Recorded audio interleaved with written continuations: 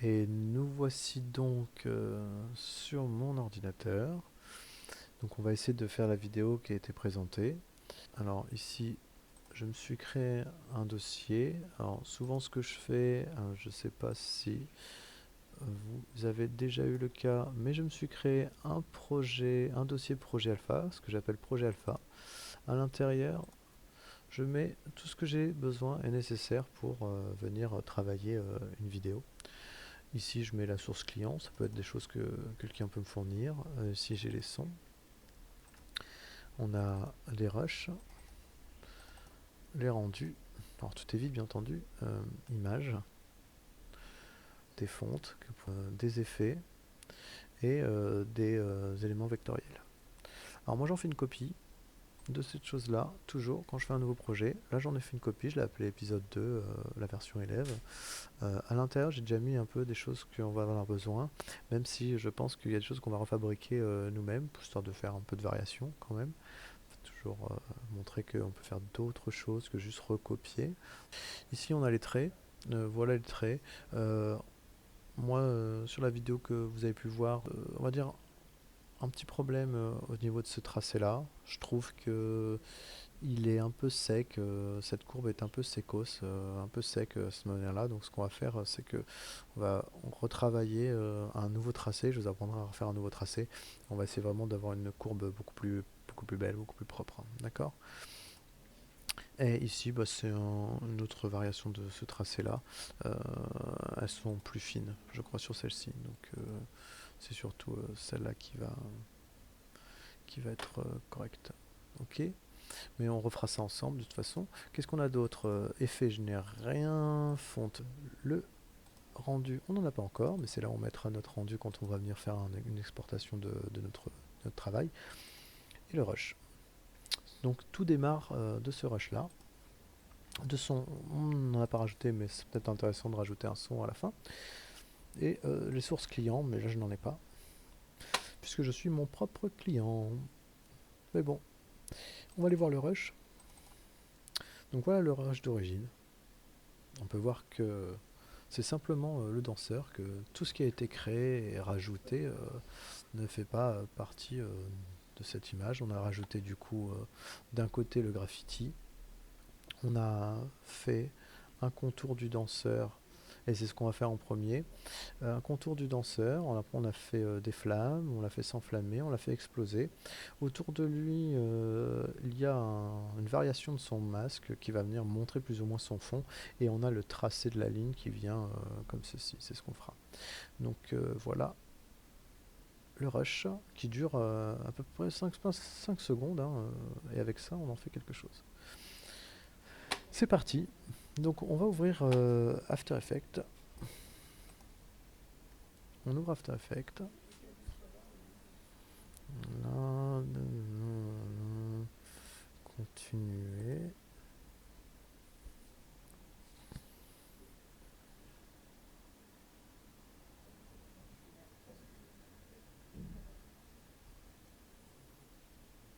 Très bien.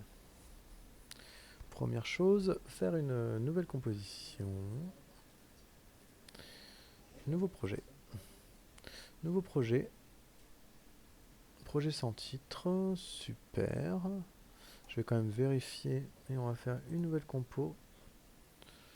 Et on va vérifier. On est bien dans du 1920. Le nom de la compo, on va mettre épisode 2. Pardon. Élève. Et moi, je mets toujours final. Qui est la principale, je vais mettre principale, qui est la version principale de notre composition de base. On est bien dans du 1920 par 1080, c'est ce qu'on va garder. Pixel carré, cadence 30 secondes. On a sur une durée de 10-26, là je sais pas pourquoi, on va lui mettre 13 secondes, histoire d'avoir un peu plus, au cas où. D'origine, je préfère mettre toujours un peu plus. Ici, on va mettre un fond noir, 30 images secondes, on est pas mal. Ok. Je vais faire ça et on va venir importer notre image ici. Je vais venir le baisser comme ça, prendre mon image qui est bien dans mon dossier projet que j'ai créé. Je le fais glisser directement, hop là. D'un côté, il va le copier dans mon projet. D'un autre côté, il va déjà le mettre sur ma table de montage. Donc ça, tout va bien. Et tout de suite derrière, ce que je fais, c'est que je fais une sauvegarde. Je vais venir faire fichier enregistrer sous. Et je vais tout de suite, vous voyez, aller sur l'épisode de élève. Et ici, directement à la source, là, je vais mettre l'enregistrement de mon fichier natif et mon fichier source AEP After Effects que je vais nommer épisode de élève. Voilà, on peut mettre un petit 1.0.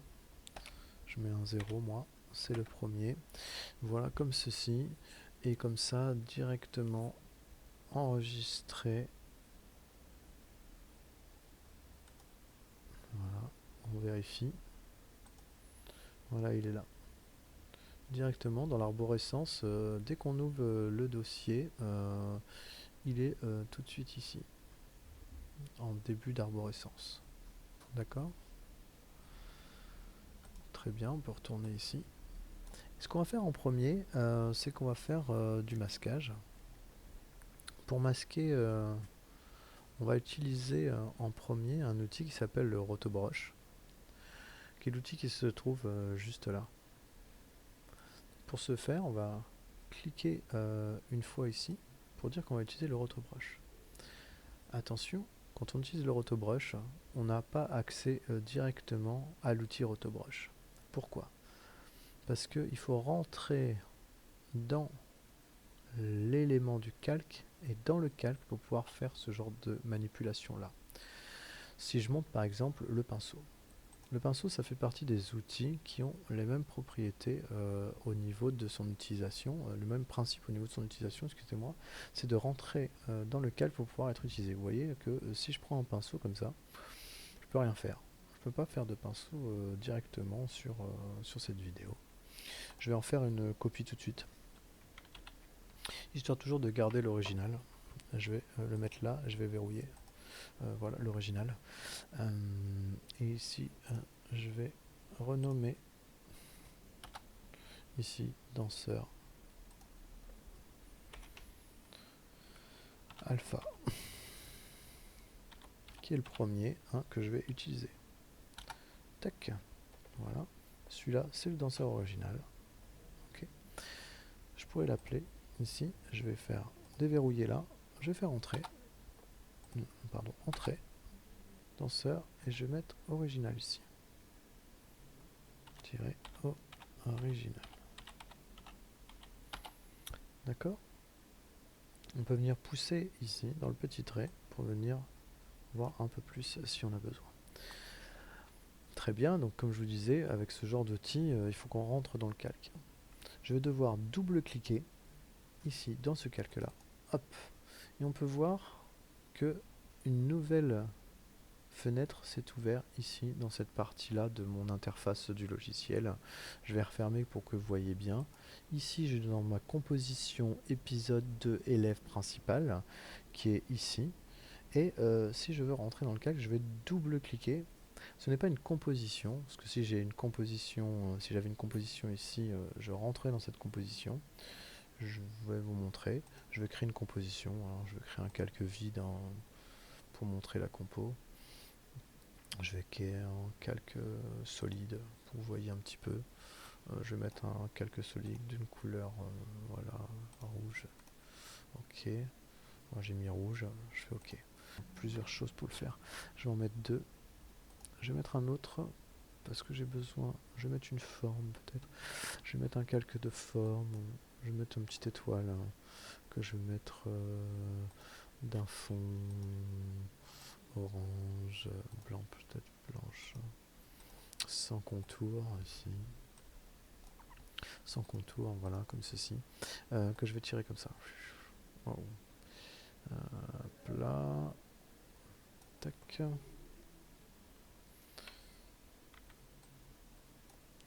Imaginons ça. Ok. Je vais prendre ces deux et je vais recommencer. Je vais faire une pré-compo. Hop là. Voilà. J'ai remplacé juste, comme ça j'ai deux éléments dans la pré-compo, parce que si je vais double-cliquer maintenant, voilà ce que je voulais qu'il fasse, c'est qu'il ne va pas ouvrir ici s'il y a plus d'un élément dans sa composition. Là du coup ce qui se passe, c'est qu'il ne va pas ouvrir de ce côté, mais il va ouvrir ici, sur la ligne directe de la table de montage. On a d'un côté maintenant cette composition là, et à partir du moment où une composition a deux éléments, il va s'ouvrir aussi de ce côté.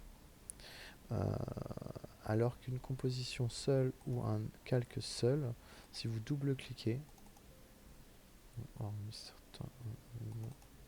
voilà, il s'ouvrira ici, comme ceci. Je vais revenir en arrière. Je vais virer mes deux éléments.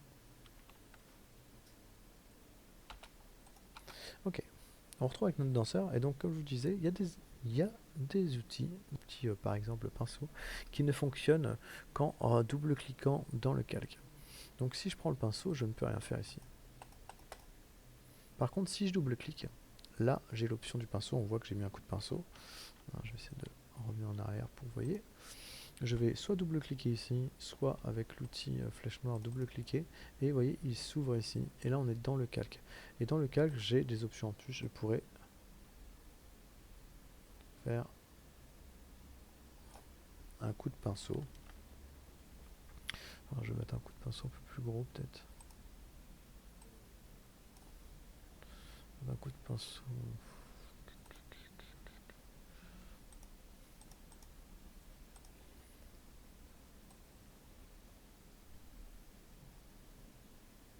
Je pourrais avoir un pinceau comme ça.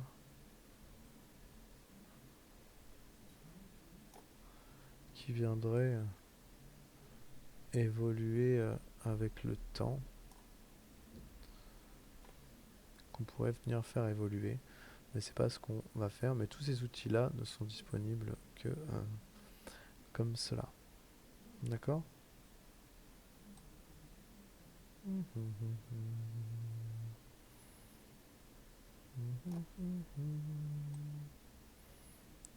Tac.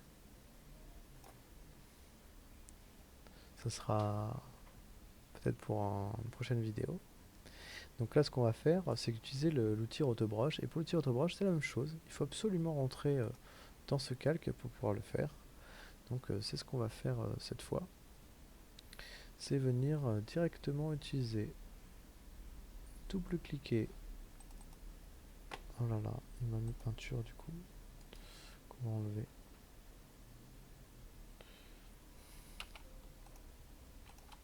Voilà, on n'a que transformé normalement, très bien.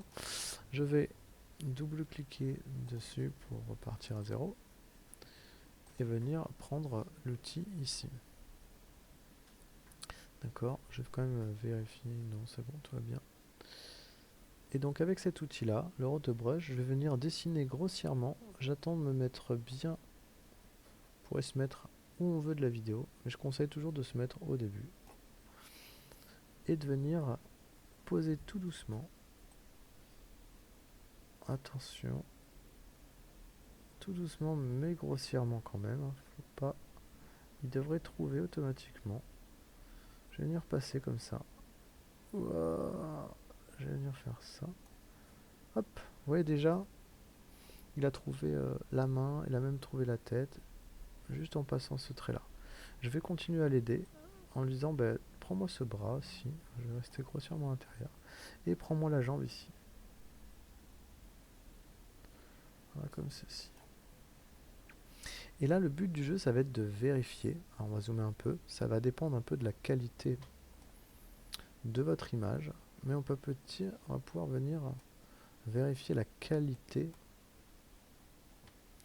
de notre rotobrush. On peut venir jouer sur le diamètre, ici, et venir lui dire, bah, prends-moi son doigt. Prends-moi un peu moins sa main. Prends-moi quand même ça. D'accord ? Pouvoir venir tailler et redéfinir. Waouh, pardon, et redéfinir et faire le tour. Vous voyez, comme ceci. Faire le tour pour vérifier. Alors on va pas, là ici on est quand même sur une qualité d'image qui n'est pas non plus extraordinaire. On voit que c'est très pixelisé. Plus vous avez une qualité d'image, plus vous avez de résolution et mieux c'est, et plus vous êtes quand même un travail de détourage à faire pour venir masquer le personnage. Mais le but du jeu là ici, c'est de venir isoler ce personnage du fond, comme on pourrait faire sur Photoshop, mais de façon animée, puisque c'est une vidéo que ça va être image par image et que le personnage s'anime devant nous. Voilà, on vient, vous voyez, je vais dire rajouter. Et on va faire ça sur à peu près tout. On va faire le tour complet de notre personnage pour venir vérifier tout son contour. Voilà. Quand vous êtes OK, je pourrais peut-être prendre un peu plus ça. Voilà. Quand on est OK, on peut passer à l'image suivante, c'est-à-dire qu'on va avancer un petit peu. Voilà. Et on va regarder s'il arrive toujours à suivre. On voit qu'il suit un peu automatiquement. Et on va comme ça vérifier un peu tout, bien correctement, pour voir s'il n'y a pas un endroit où il pourrait venir ne pas suivre, comme ceci. Je peux revenir en arrière et vérifier. Ça a l'air pas mal. Voilà. On peut vérifier un petit peu image par image. On voit qu'au niveau des cheveux, il y a des petites problématiques. C'est souvent le cas au niveau des cheveux. Donc on va l'aider. On va dire, ah non, il y a un petit peu plus là. Hop là. On va essayer de revenir un peu en arrière, voir ce qu'il fait. Voilà, on pourrait lui dire, ah non, cette mèche là, je l'aime bien. Ah ouais, là, il a du mal à la prendre. On va lui dire. Et la main, vous voyez que entre moi ce que j'avais fait et ici, là, il a un peu plus de mal. On pourrait lui dire, encore une fois, la qualité non plus, c'est pas extraordinaire. Dire avec Alt, je passe en moins. Dire, bah, tu m'enlèves un petit peu. Et avec plus, tu me rajoutes. Là, je vais plutôt en enlever. Et je vais rajouter peut-être un petit peu le pouce. Voilà, pas non plus jouer l'exactitude, mais on va venir améliorer le détourage du personnage. N'hésitez pas à faire le tour, comme ça un peu de près, et venir vérifier toutes les parties un petit peu pour dire ah, j'aimerais un peu plus ça, un peu moins ci. Voilà, pour venir affiner. Et comme ça on va avancer, on n'a pas beaucoup de secondes, on a 5 secondes. Donc quand vous faites ce genre de choses, n'hésitez pas à venir cutter avant et ne pas avoir la totalité de votre séquence à devoir détourer, parce que bon, ça demandera encore plus de travail de détourage. On va quand même vérifier un peu tout partout. On va laisser tel quel, ça a l'air de pas mal fonctionner. Je vais avancer un petit peu. Vous voyez que ici il se passe des choses. On va aller vérifier là. Vous voyez, c'est un petit peu bizarre ici. On va aller vérifier ce qui se passe. Ouais, il n'est pas sûr la chaussure là. Il n'est pas sûr de la chaussure. Je vais revenir un cran avant. Et là moi je vais l'aider. Je vais lui dire non non, la chaussure elle fait un peu plus comme ça. Vous voyez, c'est un peu plus ça sa chaussure. Donc là je vais l'aider. Là ça fait partie du personnage.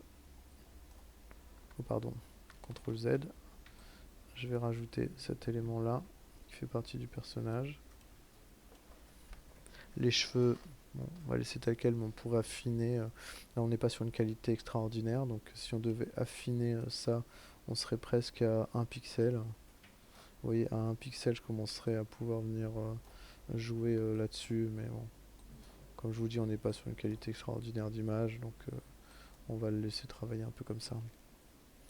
Par contre, là, on pourrait affiner un peu. Voilà, ici, on a ces chaussures qui sont pas trop mal. Ok, on reste bien sur le danseur, on essaie de le regarder entièrement, on va venir agrandir un petit peu en tirant là. et on va avancer comme ça, tout doucement. Il faut prendre le temps sur ce genre de choses pour bien faire le travail. On n'est pas trop mal. Vous voyez là, ici au niveau de la main, ça serait questionnable. Est-ce qu'on pourrait affiner un peu? On va venir affiner un petit peu ici. Vous voyez là, on peut venir enlever ça. D'accord? Ok. On continue. Là, ah. Ah là, la main, hein. Toujours, même là, un petit peu le t-shirt. Ouais, le t-shirt ici. J'appuie sur Alt, je passe en rouge, j'enlève ça. Voilà.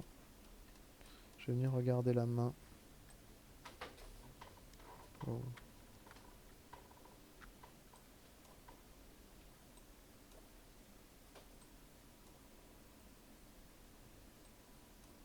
Au moins un petit peu, vous voyez. Histoire d'affiner un maximum. On va continuer. Les chaussures, hein, on voit. C'est surtout les chaussures, les cheveux, les mains qui sont à vérifier. Et voilà, et on fait ça tout au long. Moi, je vais faire jusqu'au bout. Je vous mettrai sûrement en accéléré à cet endroit-là.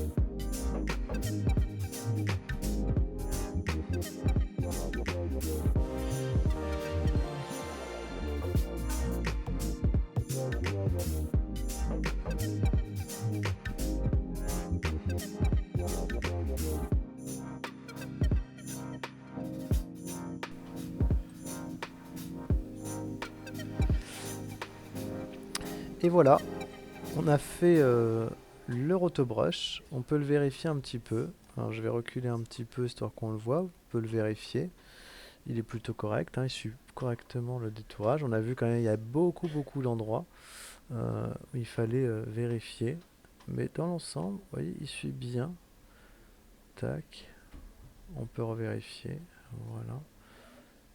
Et hop. Ok. Maintenant qu'on a fait ça, je vais le lire une fois.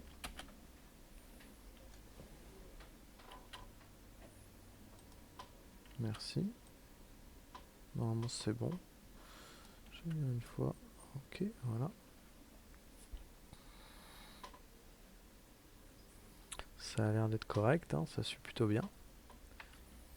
Quand vous êtes sûr de votre autobrush, ce que je vous conseille, c'est de le geler assez rapidement pour alléger le logiciel. Donc c'est ce qu'on va faire, on va le geler. Je vais mettre au début. Tracer, améliorer le contour. Je vais pas améliorer, je vais le laisser tel quel moi de toute façon. Hop là. Et on va juste le geler. Vous voyez, ça va prendre un petit peu de temps.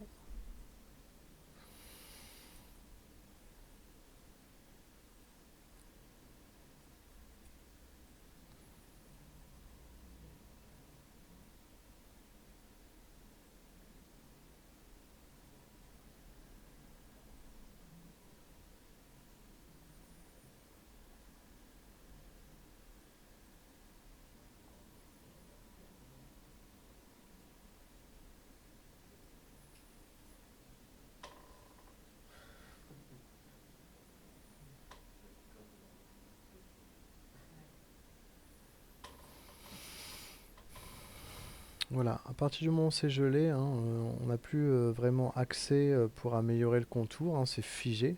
Donc si on voudrait le faire, il faudrait dégeler le rotobrush. C'est pas ce qu'on va faire. On va revenir en arrière. Hop. Et voilà, on peut voir que le rotobrush a été fait. On peut voir on a réussi à isoler le danseur. Ouais, comme ceci. Le danseur est isolé. On pourrait le mettre sur un autre fond et avoir le danseur qui est isolé. Imaginons que je lui mette, je sais pas, un fond. On va essayer, hop, de rajouter un fond. Excusez-moi.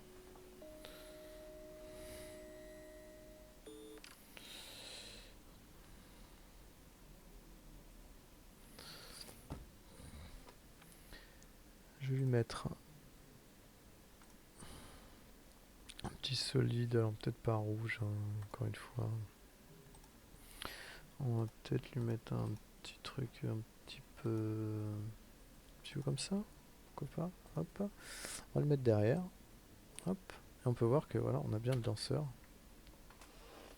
qui vient comme ça, hein. Et on pourrait presque imaginer une ligne, comme une forme. On pourrait imaginer comme ceci, hein. Si je prends, je vais cliquer dans le vide, je vais me prendre un petit rectangle arrondi et imaginer une petite forme comme ceci. Je vais vérifier que ça marche bien. Ouais, voilà. On pourrait imaginer ça comme s'il était dessus. Oui, une petite table. Hop.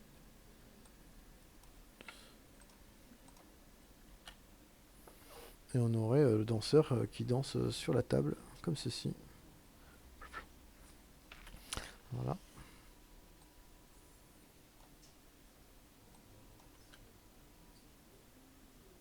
Et pour faire même l'effet un peu comme s'il pourrait être au bord et qui va tomber, on a à peu près ici et à peu près là. Donc je vais venir comme ça.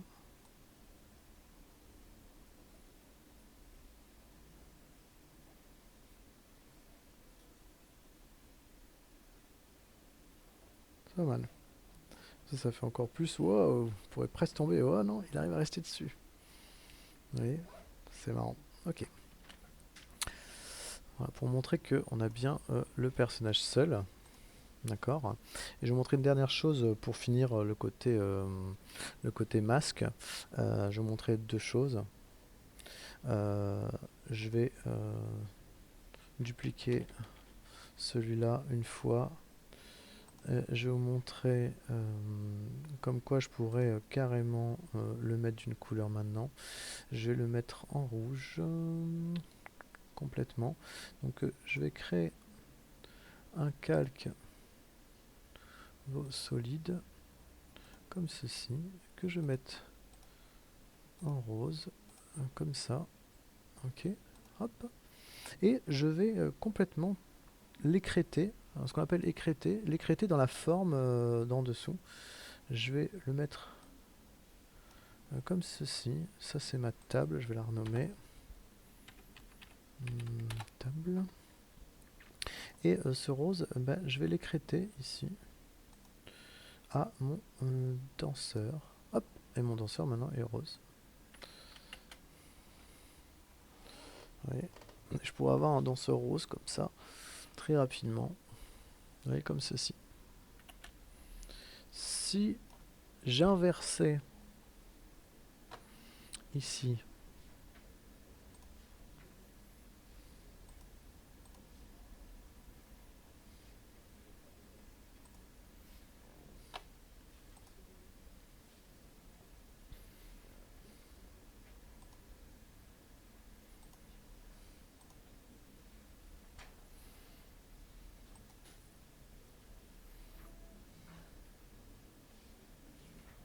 Et voilà, si je veux inverser du coup, après avoir dégelé, donc c'est bien mon bleu qui est en dessous et mon fond qui est enlevé, et maintenant lui il est dans du rose. D'un côté, je peux ici juste inverser, soit il est rose, soit il est comme ça.